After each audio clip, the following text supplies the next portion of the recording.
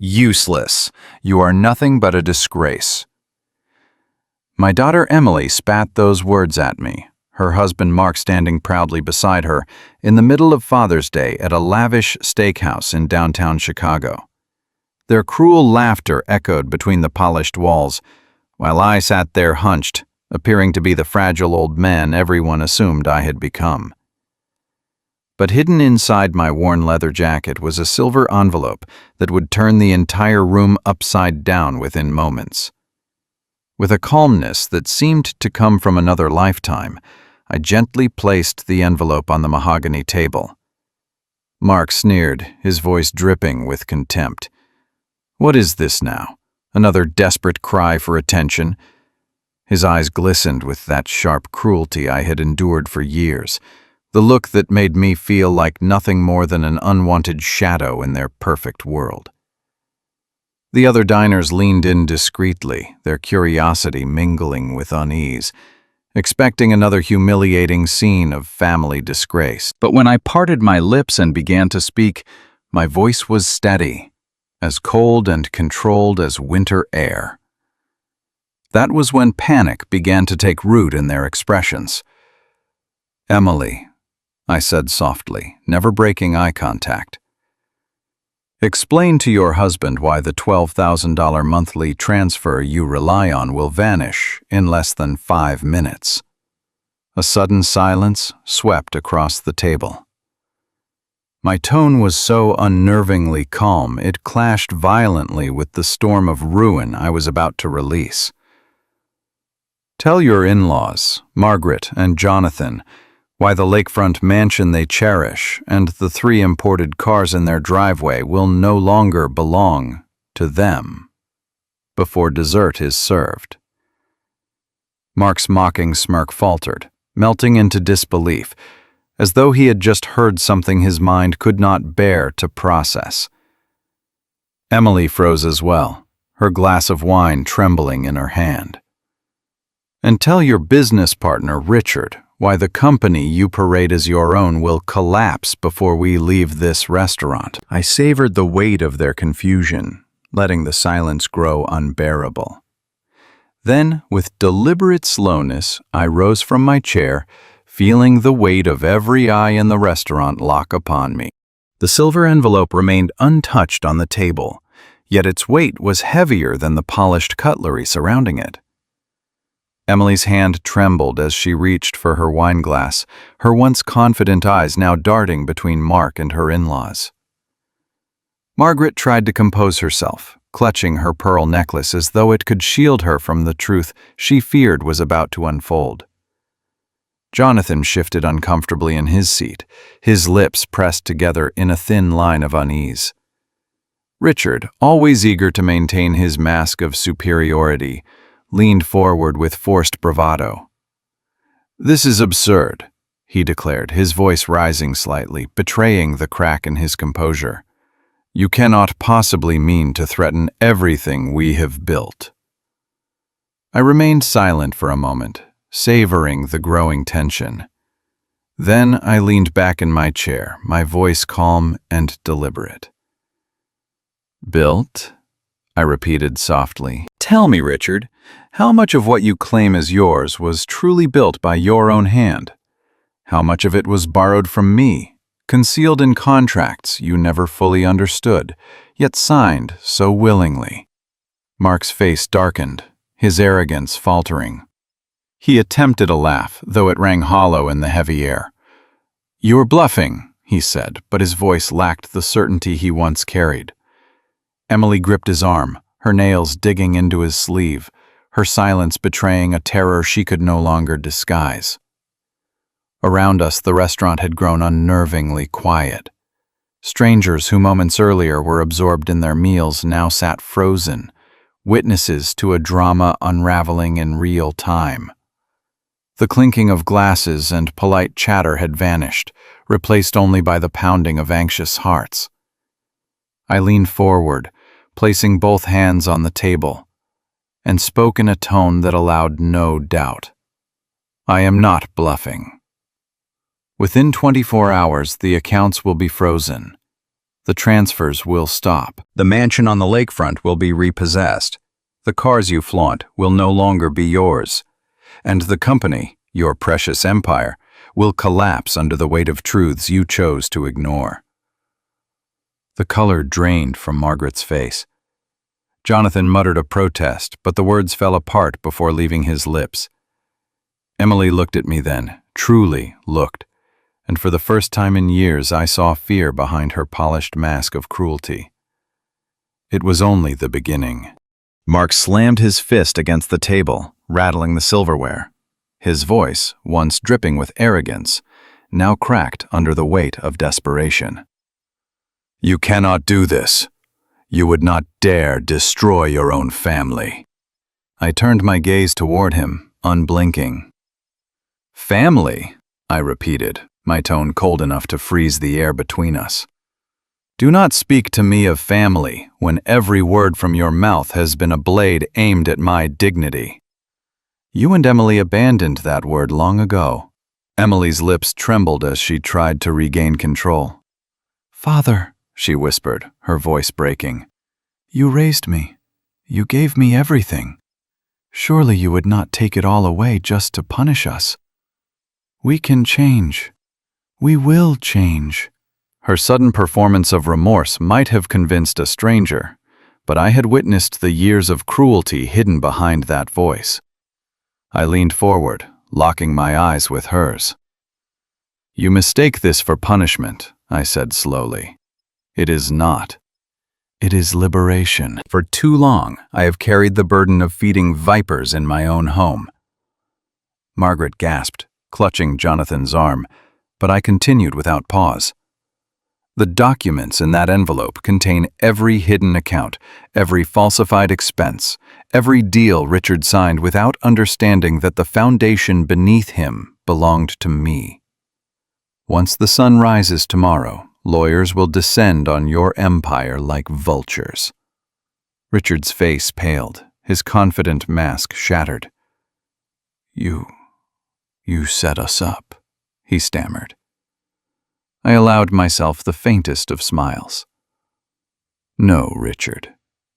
You set yourselves up. I simply gave you the rope, and you tightened the noose." The silence that followed was deafening. Even the waiters stood frozen at a distance, too afraid to interrupt the storm unraveling at the center table. For the first time in years, I felt the weight lift from my shoulders. Their reign of humiliation had ended. And yet, I knew this was only the first strike. I did not wait for the chaos to settle inside the restaurant. The sound of broken glass and muffled whispers trailed behind me as I walked calmly toward the glowing exit sign. Outside, the night air of Chicago greeted me with a sharp chill, but it felt liberating, like the first breath after being buried alive. On the sidewalk, I reached into my jacket and retrieved a second envelope, thinner, but even more dangerous than the first. Its contents were the true foundation of my counterattack, documents that detailed years of hidden transactions, silent betrayals, and names of allies who had long been watching in the shadows. Every step away from that restaurant was a step back into control. A reminder that I was not the frail old man they thought I had become. Tonight was not about revenge alone. Tonight marked the beginning of something larger. A storm carefully prepared to strip away their false power and expose the rot beneath their perfect masks. I tightened my grip on the envelope, my eyes fixed on the dark horizon of the city. They had laughed at me for the last time. The counterattack had begun. Emily's voice carried the same false sweetness that had fooled many before, but it no longer deceived me. "Father," she began, her tone dripping with rehearsed sincerity, "we have been deeply worried about you. Your health, your safety, your loneliness." Mark placed his hand on her shoulder as if to complete the performance, his face arranged into an expression of grave concern. Margaret leaned forward, her pearl necklace catching the light, and said softly, "We have discussed this at length. You deserve a better life than this struggle." Jonathan nodded solemnly, his eyes shining with the satisfaction of a predator that believed its prey was already caught. Then, with deliberate drama, Emily opened her designer handbag and withdrew a glossy brochure. She laid it before me on the polished mahogany table. The cover gleamed with photographs of gardens, smiling faces, and golden sunlight. "It is called Sunset Haven," she announced proudly. "A retirement community designed for people like you, where you will finally have dignity, comfort, and constant care." Richard, the ever-calculating partner, leaned back in his chair, crossing his legs with arrogance. "They have been researching this for months," he added smoothly. "Top doctors, luxury facilities, 24-hour staff. It is the perfect solution for everyone." Emily turned the pages with theatrical grace, revealing images of elegant dining halls, manicured lawns, libraries, and cheerful seniors engaged in activities that looked more staged than real. "You will not need to cook, clean, or worry about emergencies. Everything will be taken care of for you," she said, her perfume thick in the air, her smile hiding the venom underneath. Mark leaned forward, his hands clasped together in feigned devotion. "And the best part, Father," he said, his voice silky with deception, "is that we will cover the entire cost. $2,500 a month, plus additional expenses. But you will not need to think about money at all. We will handle everything, because we love you." Their words hung in the air like poisoned honey. Around us, the restaurant had grown silent again, diners pretending not to listen but straining to hear every word. To them, it might have sounded like concern, like devotion, but to me, it was nothing more than a carefully staged ambush. Because $2,500 a month was 5 times the amount they claimed to provide me for living. Their performance was flawless, except for one fatal flaw. I had already prepared my counterattack. If I had truly been living on $500 a month, their so-called generosity would have appeared to be a tremendous sacrifice.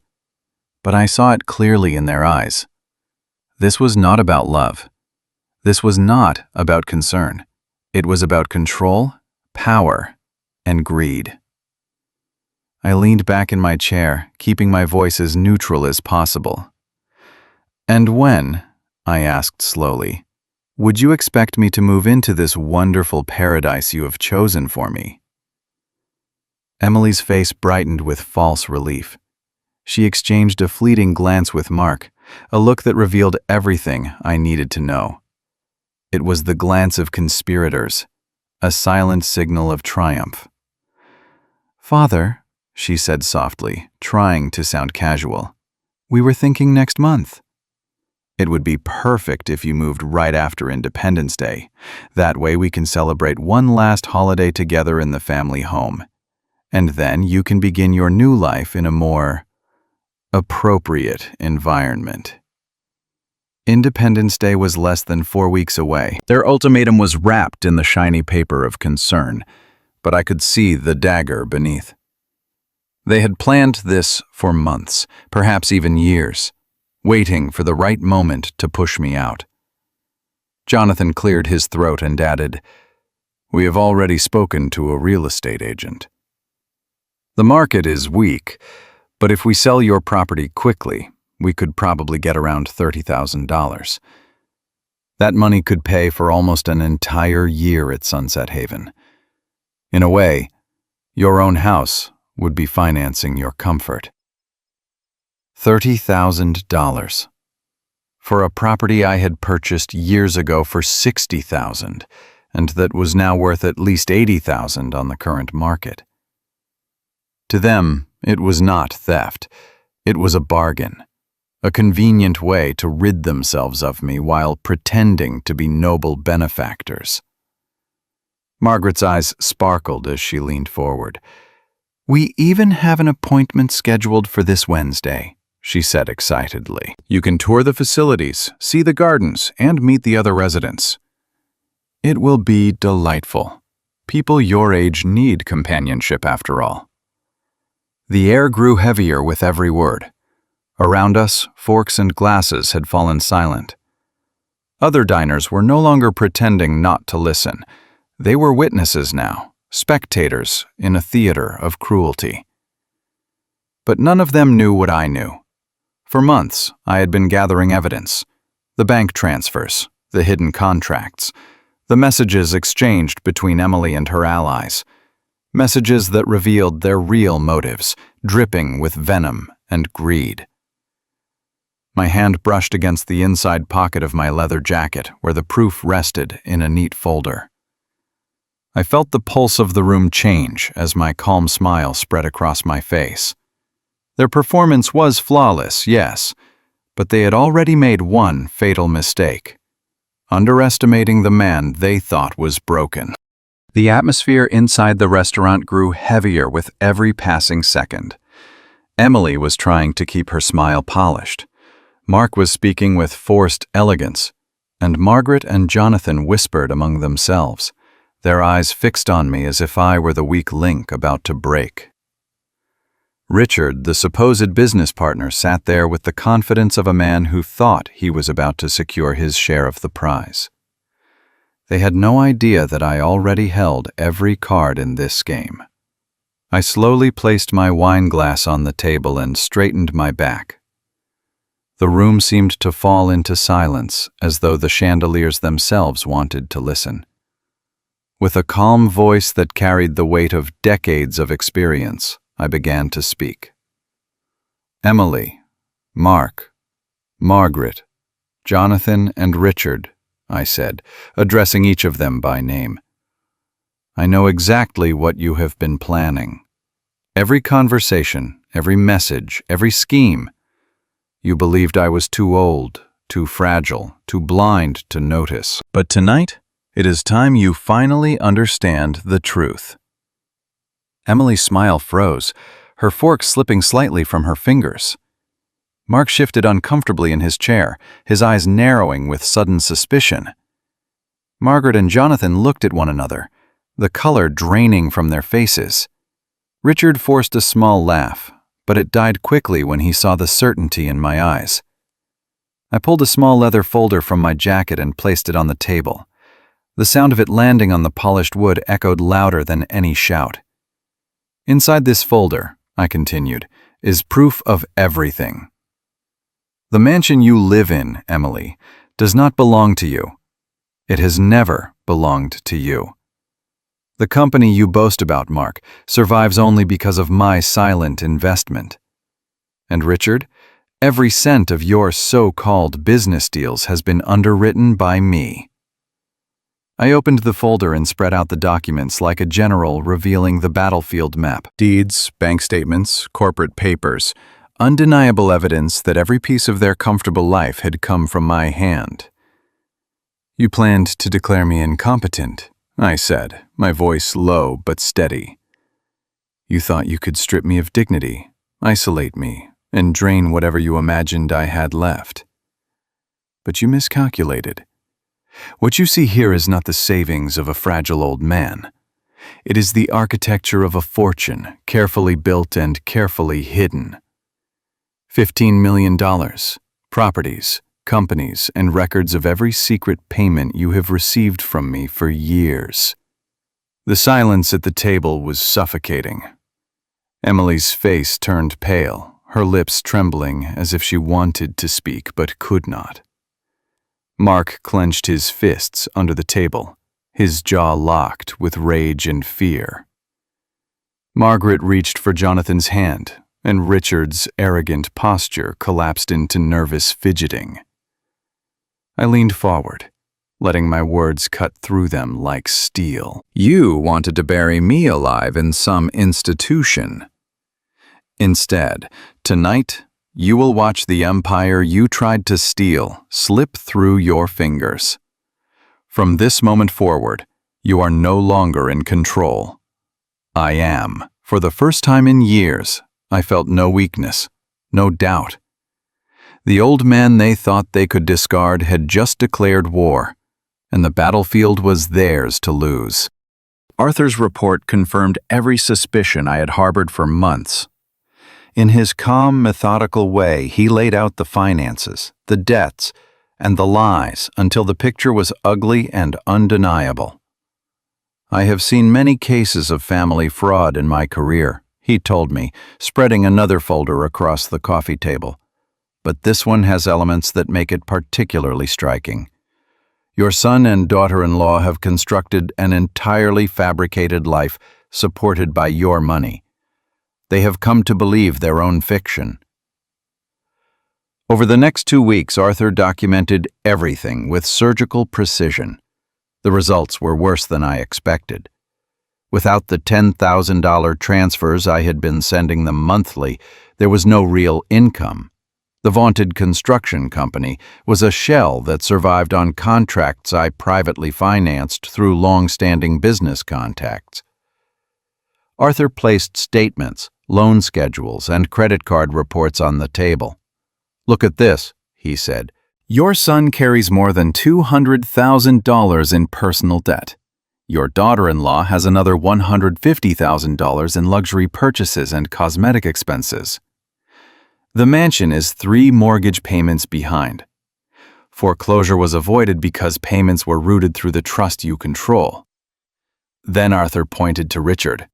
"This man has no real capital in the company. His stake is fictitious. He functions as a front. He collects a 10% fee for his apparent involvement while your son takes public credit for the deals." The fourth step of my plan required finesse. I needed irrefutable evidence of their intentions, but I could not alert them. With the help of Lawrence Vance, my personal lawyer, I discreetly arranged for the installation of covert recording devices in the mansion during one of my Sunday visits. Because I still had access to the house, and because they saw me as harmless, it was alarmingly easy to place tiny microphones in the study, the kitchen, and the main living room. 2 weeks of captured conversations supplied the confirmations I feared. In the recordings, they did not merely discuss a plan to commit me to a facility. They had already forged initial documents to sell my property. I heard Emily and Mark speak of fake medical reports, witnesses coached to testify to irrational behavior, and arrangements with a notary willing to expedite fraudulent signatures. In one chilling moment, I listened to a man who sounded like a lawyer assure Evan, and he used my son's name, that in less than 4 months legal guardianship could be obtained at the cost of $20,000 and yield well over $100,000 from the property sale. The final indignity was captured in a message left plainly visible on Emily's phone when she placed it face up on the coffee table. Her sister had texted, "Did you convince the old hag to go to the nursing home yet? Dad says once she is gone, you can remodel the whole house without her getting in the way. He is already excited to use the garage for his projects." That casual cruelty was the moment the last of my illusions shattered. It was not merely Evan and Emily. The conspiracy included the whole extended family. I photographed the messages with my own phone. My hands no longer trembled. They moved with the steady precision of someone whose purpose had crystallized. While my family continued to trade jokes and clink glasses in the study with Daniel, I retreated to the privacy of my small house and began to orchestrate the counterattack in detail. That night, I called Lawrence Vance. He answered with the calm voice I had come to rely on. "This is worse than I thought," he said after I briefed him. "If they attempt to declare you legally incapacitated, we will face a complex legal battle, possibly involving corrupt officials. We must move quickly and with absolute thoroughness. Over the next several days, we put the protections into place. First, Lawrence and I updated every legal document to reflect my sound mind: wills, durable powers of attorney, and explicit statements that any attempt to declare incompetence would be fraudulent. Second, we compiled the entire archive of my true assets in an organized, indisputable file. The deeds showing the mansion's ownership under the shell company I controlled, the titles for the luxury cars bought from my accounts, corporate records proving 80% ownership of the construction company through trusts and holding entities, and bank statements showing the $10,000 monthly transfers that had financed their comfortable life for years. Most devastating in their eyes, and most vindicating to me, were the bank records that traced every payment. The transfers had been routed through various institutions to disguise the origin. Lawrence organized the ledger so that, when presented, the trail would be unmistakable. Arthur, for his part, had already begun to assemble his own evidence package and to document witness statements and covert transcripts from the recordings. The final piece was a discreet private investigator named Arthur Miller. A former detective, Arthur was the kind of man who vanished into a crowd and returned with facts. "Mrs." He began with professional courtesy the first time we met in a small, discreet cafe, but I cut him off. "Call me by my name," I told him, and the work began in earnest. Mother's Day was 5 days away. I awoke at 5 in the morning on that day, not from anxiety, but from purpose. The submissive, overlooked old man that they had cultivated would die that morning. What would rise in his place was a calculated force, precise and merciless in its legal and public dismantling of what they had built on my money and their deceit. The stage was set. The audience was in place. It was time to perform the act that would deliver justice on my terms. I arrived at the restaurant with the same precision as if it were a business meeting, not a family celebration. The maitre d' led me to a private dining room adorned with crystal chandeliers and tables draped in white linen. Emily and Mark were already seated at the center, radiating the aura of a couple who believed they were in absolute control. Margaret and Jonathan, dressed in understated yet unmistakably expensive attire, whispered to each other with an air of superiority. Richard, Mark's business partner, leaned back in his chair with the smug confidence of a man who thought he had secured his place in my family's wealth. They all rose with exaggerated enthusiasm when I entered, their smiles stretched too wide to be genuine. Emily kissed my cheek lightly, whispering, "Today is going to be unforgettable, Father." Her words carried the same venom as Sarah's once had, wrapped in sugar but sharp enough to cut. Mark clasped my hand firmly, projecting strength, but his eyes betrayed the calculation behind his greeting. The dining table was set with polished silverware, crystal glasses, and fresh roses in tall vases. They had placed me at the head of the table, a position of honor I had not been given in years.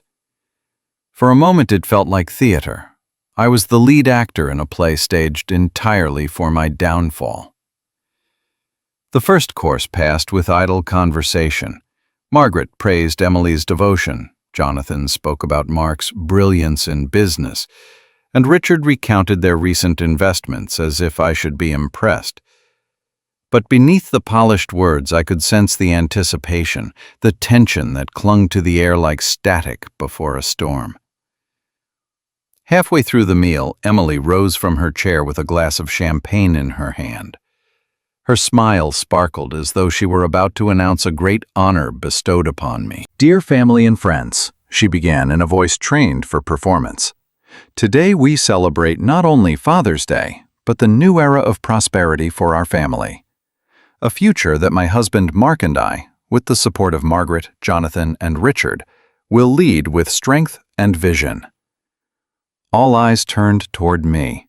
The moment had arrived. They believed they were unveiling their triumph, but what they did not know was that I carried in my jacket a folder that would dismantle their empire of lies within minutes. I raised my glass slowly, deliberately, and smiled. "My dear Emily, Mark, Margaret, Jonathan, and Richard," I said in a steady voice. "You are right. Today will indeed be unforgettable, but not for the reasons you imagine." Mark stood up beside Emily, placing a hand on my shoulder in a gesture that might have looked paternal and supportive to the others, but to me it felt like the cold grip of a warden. "As a responsible family," he began, his voice heavy with false sincerity, "we have made the painful but necessary decision to ensure Father spends this stage of his life in the proper environment. He deserves specialized care, security, and comfort. The St. Augustine residence is one of the finest retirement communities in Chicago, with 24-hour medical services and a life of dignity among his peers." A murmur of approval rippled through the room. "What a devoted daughter and son-in-law," whispered Margaret with theatrical pride. Jonathan nodded gravely, his face carved into an expression of solemn duty. Richard raised his glass, as though toasting a noble sacrifice. To any outsider, it looked like an act of filial heroism. Then Emily delivered the cruelest line of all, her eyes shimmering with crocodile tears. "And to make this transition easier for everyone," she declared, "Mark and I have decided that it is best to sell the house Father has lived in for so many years. The money from that sale will cover much of the cost of his new home. This way, he will never be a financial burden to anyone." That was the precise moment I decided I had heard enough. For decades I had allowed others to make decisions for me, to speak in my name, to define who I was and what I deserved. But not today. Not on Father's Day, and not in front of this entire room of accomplices and false witnesses. I rose slowly from my chair. The movement was deliberate, controlled, yet it carried the weight of an invisible thunder. The room fell into silence. Emily and Mark still smiled with the arrogant confidence of people who believed they were untouchable. But then I reached into my jacket and pulled out a thick folder wrapped in golden paper. I placed it gently on the white linen table, the sound of its weight echoing louder than a shout. Their smiles faded instantly, draining from their faces like color bleeding from an old photograph. "Before we continue with this emotional celebration," I said, my voice calm but resonant, "there are a few things everyone here needs to know about me, and about those who sit so proudly at this table." The silence was absolute. Even the clinking of glasses and the shuffle of waiters had ceased, as though the entire restaurant were holding its breath. "Emily, my dear daughter," I continued, fixing my eyes on her with a steady gaze, "perhaps you should explain to your husband why the generous monthly allowance that has kept your lifestyle afloat will permanently disappear in the next 5 minutes." Emily's hand trembled, the champagne glass slipping slightly in her grip. Mark's face turned rigid, the mask of control cracking. "And Margaret, Jonathan," I turned toward them slowly, "would you like to explain to your friends why the beautiful suburban estate you have been living in, so comfortably and without expense, will no longer belong to you after today's lunch?" Jonathan's jaw tightened, Margaret paled, and Richard shifted uneasily in his seat, his smug expression melting into confusion. I leaned forward slightly, my voice still calm but with an authority that filled every corner of the room. "And Richard, perhaps you can tell everyone here why the contracts you believed were yours to exploit will be canceled before dessert is served." The silence deepened. No one moved. No one spoke. And for the first time in years, I felt the power return to where it had always belonged, with me. The words left my mouth like precision bullets, each one designed to hit exactly where it would hurt the most. And finally, I added, savoring every second of their growing panic, could you explain to your partner Richard why the construction empire you think you built with your own talent and effort is going to collapse before we even leave this restaurant? It was then that I stood up completely from my chair, and real panic began to spread across their faces like a contagious plague. The silence that followed my words was so heavy that it felt solid. Mark's mouth was hanging open as if his mind had stopped processing information, while Emily had turned so pale that her carefully applied makeup could not hide the grayish shade her skin had taken on. The other guests looked back and forth between us, not fully understanding what was happening, but instinctively feeling they were witnessing something historic. "Dad," Emily finally stammered, her voice breaking like a child's. What are you talking about? You have no money. We have been supporting you for years." Her words came out in clipped fragments, as if her brain refused to process the possibility that her entire world was about to collapse. I smiled with a serenity that surprised even me and slowly opened the leather folder I had brought, as if I were unwrapping a long-awaited gift. "Oh, my dear daughter," I said gently, "allow me to show you exactly what I am talking about." I took out the first document and placed it on the table where everyone could see it. "This," I announced with calm authority, "is the original deed to the luxurious lakefront mansion you so proudly claim as your own.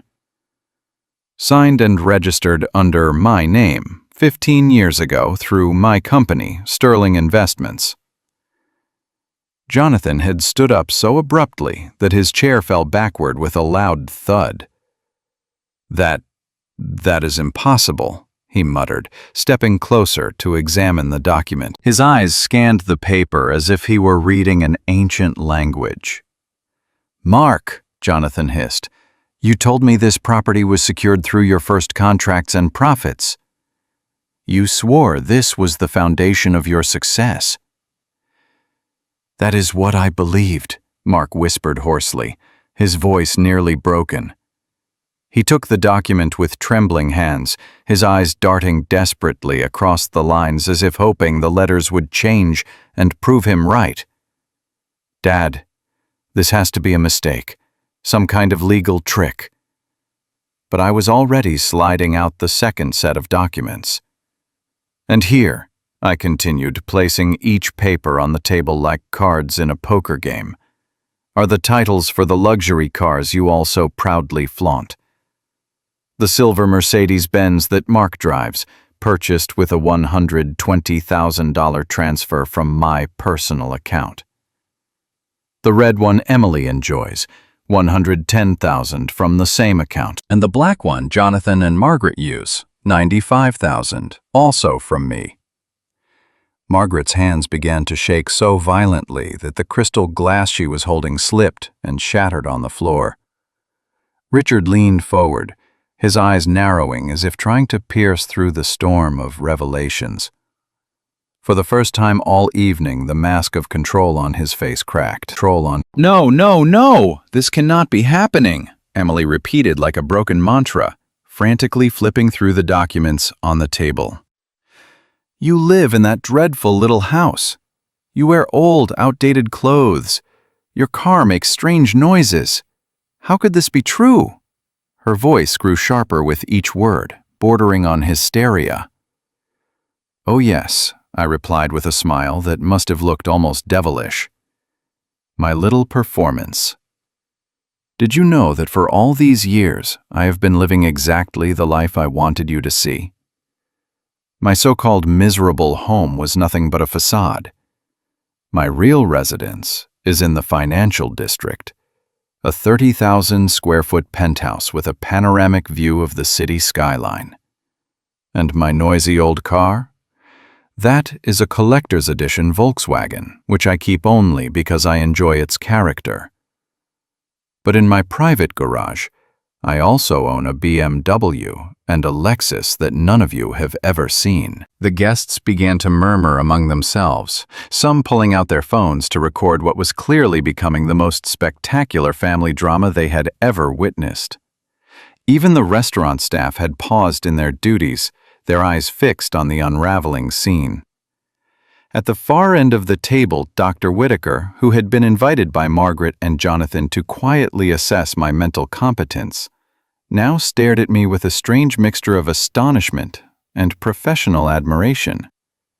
His earlier skepticism had been replaced with silent respect. But the final blow was yet to come. Slowly, with deliberate care, I pulled out a thick set of corporate documents and spread them across the polished mahogany table. "And now," I declared, my voice carrying over the shocked silence, "the crown jewel. Richard, my dear son-in-law's esteemed partner, I hope you have enjoyed these years of pretending to be a successful businessman. Because the truth is far more humiliating. 80% of Harrington and Cole Construction, the company you believe you built with Mark, has belonged to me from the very first day." Richard's face drained of all color as if the blood had been pulled from his veins. He sank heavily into his chair, his body collapsing as though he had been struck by a physical blow.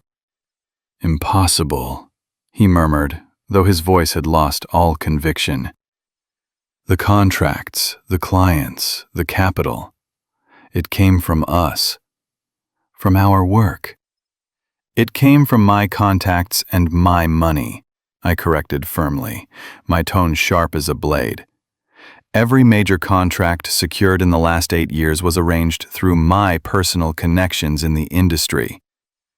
The land for the Ashwood Heights residential complex, which brought you nearly $3 million in profit, was purchased by me through a trust. The capital for every construction project came from my accounts, filtered through different institutions to disguise the source as external financing." Mark had risen from his chair and was pacing like a trapped animal, his hands gripping his hair. "But why?" he demanded hoarsely. "Why would you do this? Why would you lie to us all these years?" The question gave me the perfect opportunity for the most satisfying moment of the entire evening. "Why did I lie to you?" I repeated, my voice steady but now laced with real emotion for the first time. "I never lied. Not once. You never asked me about my real situation. You assumed I was poor. You chose to treat me like a burden, and you built your entire relationship with me upon that assumption." Margaret had started to cry, not tears of remorse, but of pure terror at what this revelation meant for her future. She clutched Jonathan's arm, whispering his name, as if he could shield her from the truth that was now crushing them both. "Please," she pleaded, her voice breaking, "we can fix this. We can change. We can treat you better. You do not have to punish us like this." "Punish you?" I asked, genuinely surprised by her choice of words. "I am not punishing you, Margaret. I am simply withdrawing my support from people who have proven themselves unworthy of it." I took out my phone with deliberate calm and pressed a single button on speed dial. "Mr. Donovan," I said when the line connected, my voice carrying across the stunned table. "Yes, proceed with all cancellations immediately." "Cancellations?" Richard croaked, his voice trembling. "Yes," I said, locking eyes with him. "Every contract, every loan, every guarantee tied to your name and to Mark's. As of this moment, they no longer exist." The room seemed to collapse into itself after my last words. Emily stared at me with wide, unblinking eyes, her hands gripping the edge of the table as if she needed something solid to prevent herself from falling. Mark tried to intervene, his voice trembling with a desperation that betrayed his loss of control. "Father, you cannot just destroy everything we have built. Think about your granddaughter. Think about family. His words echoed with the hollow sound of someone bargaining for what has already been lost. I leaned back in my chair with complete calm, letting their panic fill the silence like smoke in a closed room. "You speak of family, Mark," I replied, my tone sharp as glass. "But for years you have treated me not as family, but as an obstacle, a burden to be removed at your convenience. Do you know what true family means? Loyalty, respect, protection. Not manipulation, not greed, not betrayal." Margaret and Jonathan looked like ghosts, their faces drained of color, as they realized that the financial empire they had paraded as their own had never belonged to them. Richard, trying to maintain his composure, cleared his throat. "This is madness. If you cut me out of the partnership, you will sink the company. I have clients, I have contracts, I have connections." I turned to him slowly, my eyes holding his with an intensity that silenced him. "Richard, the only connections you have are the ones I gave you. Every contract you signed, every door that opened for you, came from me. Without my name, without my capital, you are nothing but an ambitious man with empty promises. Your role ends here, tonight." The guests were no longer whispering. Many of them had taken out their phones, recording every word, knowing that what they were witnessing was not just a family drama, but the public collapse of a dynasty built on lies. Emily finally broke down, her voice high-pitched and trembling. "Please, Father, do not do this. We can change. We can be different. Do not strip us of everything." I rose slowly from my chair, letting the weight of my presence fill the room. "Emily, my daughter, it is not I who am destroying you. It is your own choices. For years you fed off my silence, convinced that my weakness was permanent. But today you have learned the truth. My silence was strategy, and my patience has ended." At that moment, the manager of the restaurant entered discreetly, holding a thick envelope I had arranged to be delivered at precisely this time. I opened it and revealed the final set of documents. "These," I declared firmly, "are the legal transfers already signed and executed.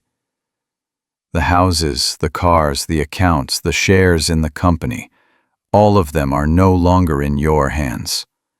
You have nothing left to manipulate, nothing left to claim." The room fell into a silence so heavy it felt sacred. They finally understood that the world they had controlled through arrogance and deceit had been dismantled in less than 1 hour. And that I, the man they once dismissed as powerless, had orchestrated every second of their downfall. "Dearest," my attorney had told me last week as we reviewed the quarterly statements of my companies, "what you did was more than reclaiming your dignity. You created a blueprint for how a man at any age can reclaim his narrative and wield true authority." The new management of Herrera Construction had proven to be more efficient and profitable than it ever was under Mark and Richard. I appointed Alejandro Torres, a 48-year-old civil engineer with decades of experience in skyscraper projects. Within 3 months, he had completely reorganized the company's operations, introduced strict quality standards, and secured contracts that tripled our revenue forecasts. During our monthly board meeting, Alejandro reported with calm professionalism, "Our clients are astonished by the difference. Deadlines are met. Communication is clear. The quality surpasses their expectations. They cannot believe this is the same company that once stumbled under mismanagement." His words confirmed that I had made the right decision to strip control from those who only pretended to understand business. My personal life had also taken a new turn. Through my fitness classes and private lectures I attended downtown, I met a circle of professionals in my own age group who had become genuine companions. They included retired surgeons, seasoned architects, celebrated artists, and entrepreneurs who, like me, had amassed wealth but preferred to remain discreet. One evening, over dinner, my friend Samuel, a former financial director now in his 60s, said something that stayed with me. "What inspires me most about your story is that you did not seek revenge for its own sake. You sought justice, and there is a great difference." His words echoed the truth of my transformation, but the deepest change was internal. For decades, I had allowed others to decide my worth, to treat me as if I were a frail shadow. Now, for the first time in years, I felt aligned with who I truly was. Each morning, I rose not with dread, but with energy. After my coffee and a review of the financial markets, I spent an hour in my private gym, not to impress anyone, but to remind myself that strength was mine to keep. Then I carefully chose clothes not to conceal myself, but to declare exactly who I was. A man in command of his destiny. Weekends were reserved for passions I had neglected.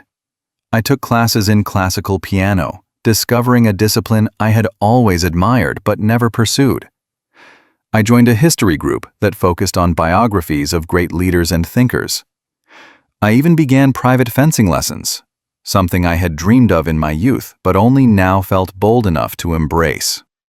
Yet the greatest satisfaction came from a new project. With the help of my lawyer, I founded the Silent Fathers Foundation, an organization dedicated to protecting elderly men who were victims of financial abuse by their own families. We worked with attorneys, psychologists, and investigators to uncover cases like mine, offering both legal and emotional support. The stories were heartbreaking. One of our first beneficiaries was a 73-year-old man named Robert, whose children had been siphoning off his pension for over a decade while manipulating him into believing he was incompetent. With our intervention, he not only recovered his savings but pressed charges that forced his children to face justice. At our last meeting, Robert told me with tears in his eyes, "You did not just give me back my money. You gave me back my manhood, my pride, my reason to wake up each morning." Moments like that reminded me why it had been worth exposing the darkness within my own family. The wealth I had kept hidden was no longer just a secret fortress. It had become a weapon of truth, a shield for those who, like me, had once been treated as invisible. 6 months after that turning point, Father's Day arrived with an invitation I could not ignore. Emily had organized a grand celebration at an elegant restaurant in downtown Chicago. Mark, Margaret, Jonathan, and even Richard were all there.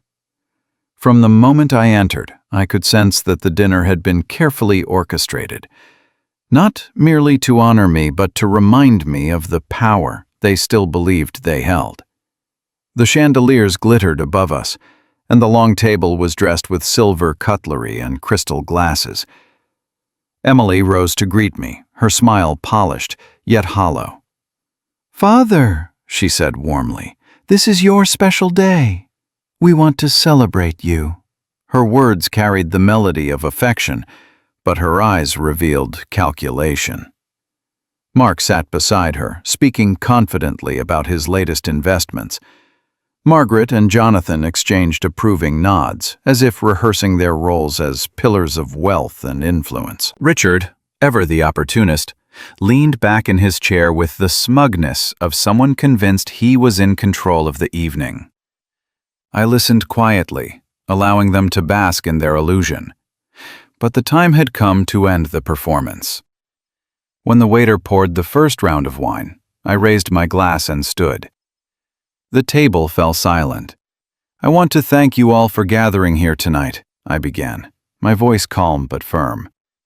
"It is true that Father's Day is about honoring the role of a parent, but I believe tonight will be remembered for something greater: the truth." A flicker of unease crossed Emily's face. Mark's smile faltered. Richard's hand tightened around his glass. I set my wine down and unfolded a folder I had brought with me. Inside were documents, contracts, financial records, and legal statements that none of them expected to see. For months, I continued, I have listened to stories, promises, and excuses, but while you were celebrating victories that were never yours, I was rebuilding. I took back Herrera Construction from your reckless grip. I exposed fraudulent accounts that Richard thought were hidden. I reclaimed the wealth you tried to control, and I redirected it into something you never imagined. Foundations, projects, and partnerships that no longer depend on any of you. Margaret gasped softly, and Jonathan shifted uncomfortably in his chair. Emily's lips trembled, but she said nothing. Then I turned directly to Mark. You believed that by marrying my daughter, you could inherit my world. What you did not understand is that I never entrusted my fortune to you. I entrusted it to competence, to integrity, and to vision. Qualities you never cared to possess. The weight of silence pressed over the table. For the first time, they were not in command.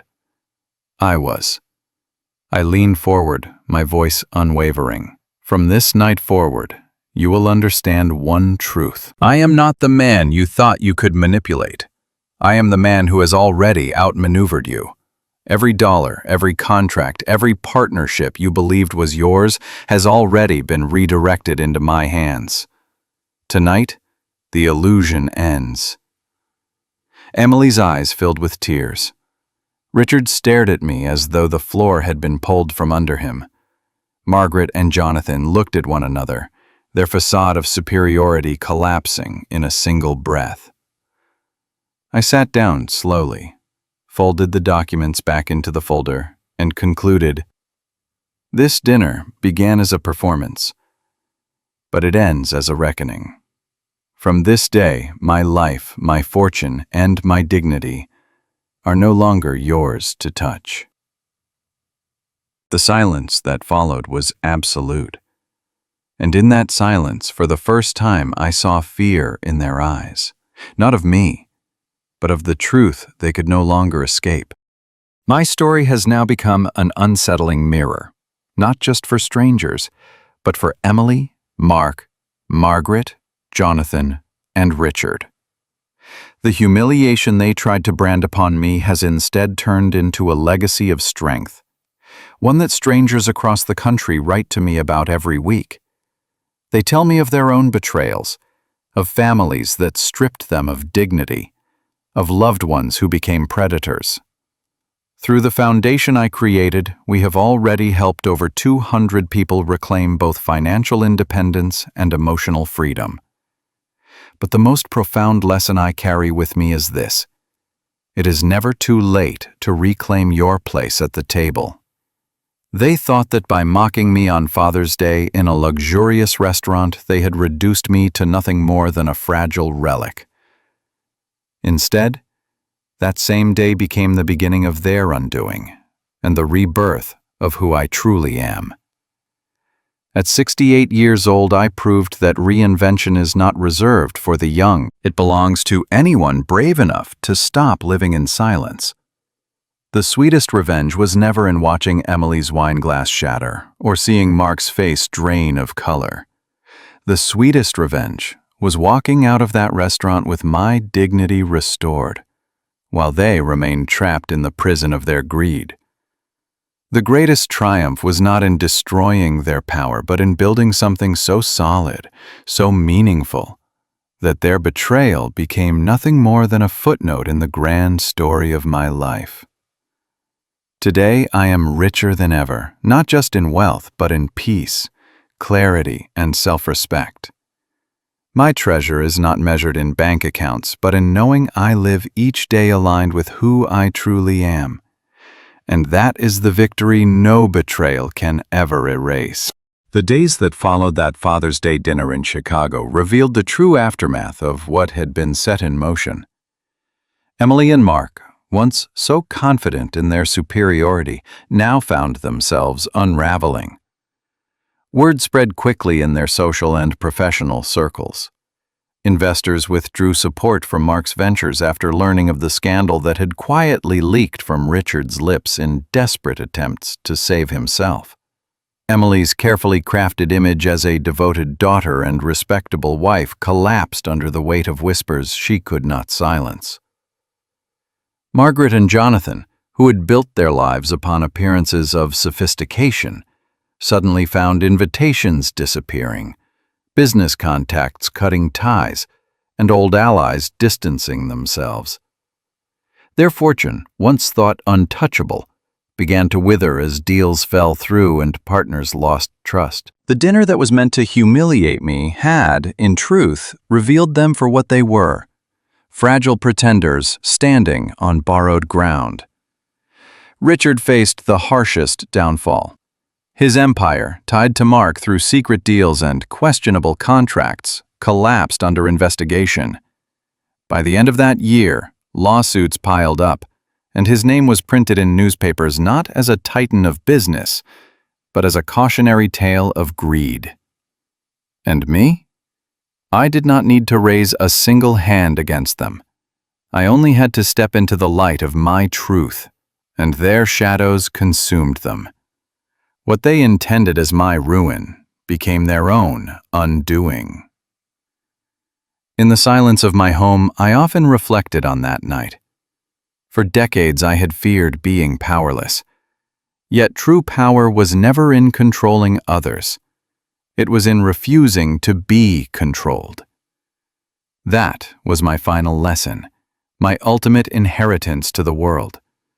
That dignity, once reclaimed, becomes an unshakable fortress. As for Emily, I chose not to close the door completely. She still calls sometimes, her voice softer, searching for a fragment of the father she betrayed. Time will decide whether she finds redemption, but for Margaret, Jonathan, Mark, and Richard, the chapter is closed. Their empire crumbled, while I, once invisible, stood taller than ever. And so the story ends not with revenge, but with revelation, not with destruction, but with the quiet, undeniable triumph of truth.